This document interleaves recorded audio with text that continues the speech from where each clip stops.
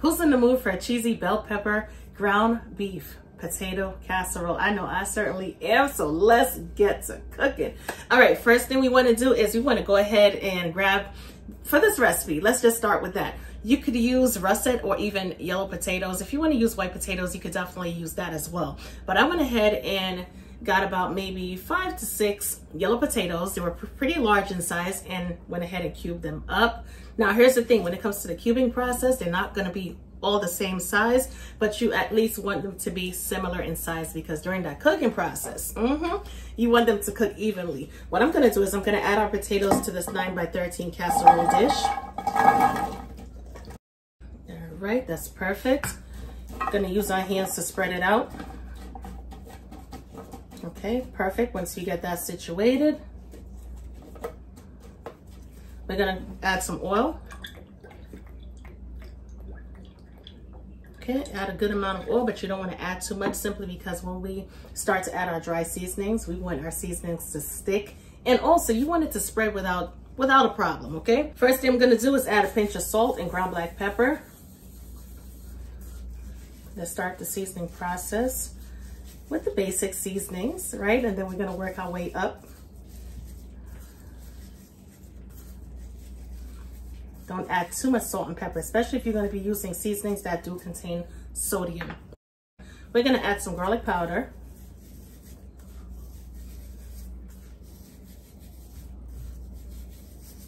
Along with our onion powder.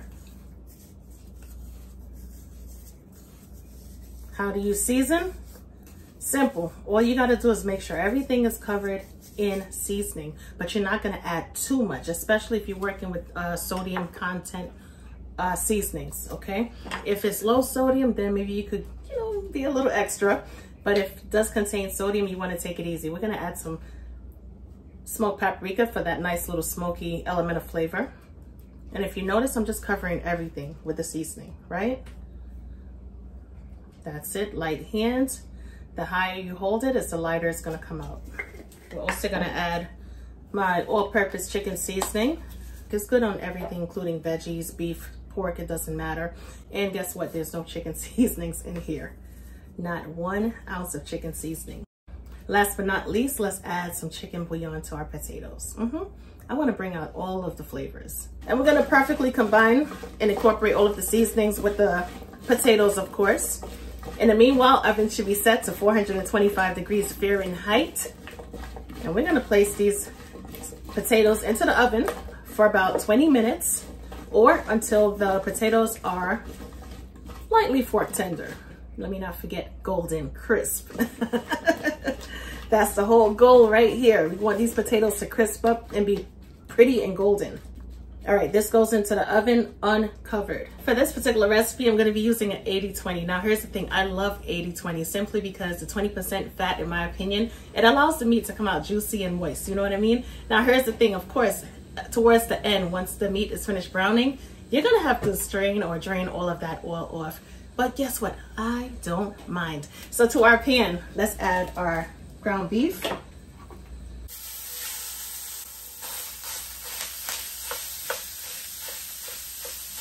Our meat is perfectly cooked. Everything is nice and brown, just the way we like it. At this point in time, I am gonna switch up, bring in the spatula, push everything to the back wall of the pan. And I'm gonna allow all of the oil to drain forward. And once we're done, I'm gonna go in with a paper towel and drain that excess oil off. Now here's the thing, if you want to drain it over the sink or however you decide to drain the fat, totally up to you. All right, well, that's it. You got a lot of fat residue going on right there, but that's okay, no worries. Gonna get in there with those paper towels, and we're gonna just sop it up.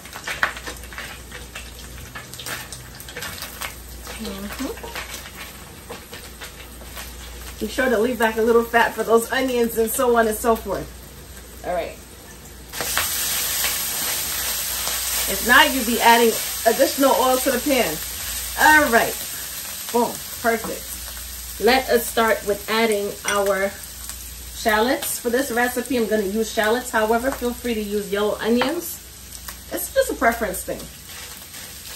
It's not because it's going to make it taste any different, but shallots are slightly sweeter than onions. However, if you're using Vidalia onions, they're pretty much equivalent when it comes to the sweetness factor. We're going to cook our onions down until they're nice and translucent. Once we're done, we're going to introduce some finely chopped garlic. The garlic is going to give it the ultimate flavor. All right, perfect. Going to lower the flame just a bit. And we are going to add some salt and ground black pepper. Don't forget to season lightly. We're also going to add some garlic powder. It's a different flavor profile from the minced garlic. We're also going to hit it with some smoked paprika.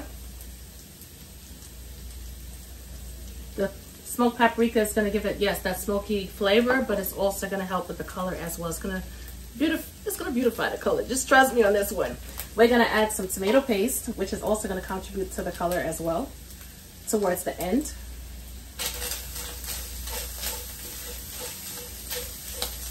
All right, to make this meat even more tender, we're going to add some water.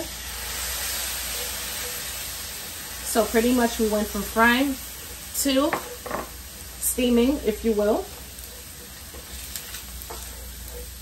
Steam that meat, get it nice and soft and tender, so when you bite into it, it's like it's literally gonna melt in your mouth. Now, this would not be a ground beef bell pepper casserole or a recipe if we didn't have a ton of bell peppers on hand. Let's introduce our green bell peppers. Add a good amount of bell peppers, as much as you like, okay? Let's add a ton of red bell peppers as well. How beautiful, that's gorgeous. Let's incorporate our bell peppers with the ground beef, and you can't tell me this already is not gorgeous. This is beautiful. I want to add some of my all-purpose seasoning, and I want to give this ground beef, right, some big boy flavor. So we're also going to add some beef bouillon. We don't need to add too much because the sodium content when it comes to the bouillon is pretty steep. It's really steep to say the least. But the flavors, oh my goodness, it definitely enhances everything. I'm gonna go in with just a little bit more tomato paste simply because I want to change up the color even more. We're gonna combine the two and we'll be in business. All right, at this point in time, give your ground beef a taste. All right, if you need to add any additional seasonings, or even maybe let's say some additional herbs, right? If you want to make this a little herbaceous, you definitely can as well. But in the meanwhile, we're going to go ahead and turn the stovetop off. Set this aside, check on our potatoes, and see how everything is going. And once we're done, we're going to put this beautiful cheesy bell pepper ground beef casserole together. We have our beautifully golden crisp potatoes fresh out of the oven. And we also have our beautiful bell pepper ground meat. Oh my goodness, I just want to mention, right? You can substitute the ground beef for ground turkey. And when I tell you this recipe is going to be awesome with the ground turkey, whoa, it's going to be super, super delicious. Just make sure you follow the recipe, add additional ingredients if you prefer, all right? You may want to swap the beef bouillon for maybe like, let's say some chicken bouillon instead, for that extra chicken amplified flavor, and you are gonna be good to go, okay? Of course, listen, I don't even have to explain that. If you watch Cooking with Tammy on a regular basis, you know that Cooking with Tammy recipes are those recipes where you could substitute with using whatever you prefer, okay? All right, we're almost done, looking good so far.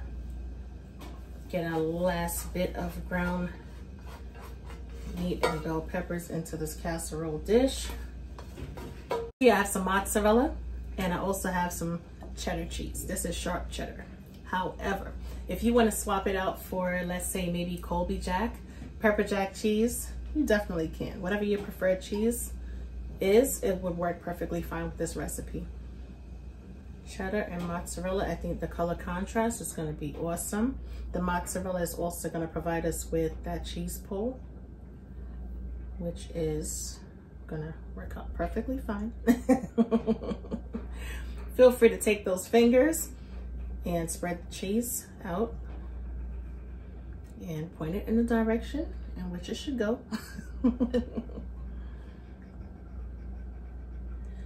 There's something about the color contrast when it comes to mixing the cheeses with that white and yellow type blend. Once everything is melted down, it just looks really pretty. We're gonna adjust the oven temp to 375 degrees, that is Fahrenheit. And we are gonna place our beautiful casserole into the oven for about 15 to 20 minutes or until the cheese is melted and bubbly. And guess what? That's gonna go in uncovered. Do not cover it down. Take a good look at this beauty right here. This, ooh man, not to mention the aroma. And guess what? It's time to eat. It is time to eat. Got some cheese pull going on. Let's get it in this little ramekin right here. Let's go. And bear with me, this is hot, okay? This is extremely hot, fresh out of the oven. No time to cool down.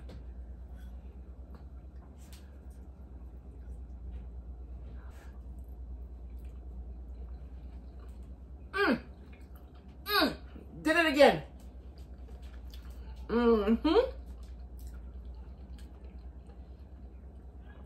My loves, you're gonna do what? Give this recipe a try. Let me know how everything turned out. I'm gonna hurry up and get off camera because I want to off this down like a maniac. You hear me? This right here, absolutely delicious. As always, I'm your girl Cooking with Tammy. Don't forget to grab those seasonings, cookingwithtammy.shop. And if you're looking for the recipe, let me help you out just a bit, okay? You're gonna scroll to the bottom of the video and you're gonna see a word that says more in bold letters, lowercase but bold lettering. You're gonna click on that word, obviously, and the drop down box is gonna display the full recipe. Yes, that's it.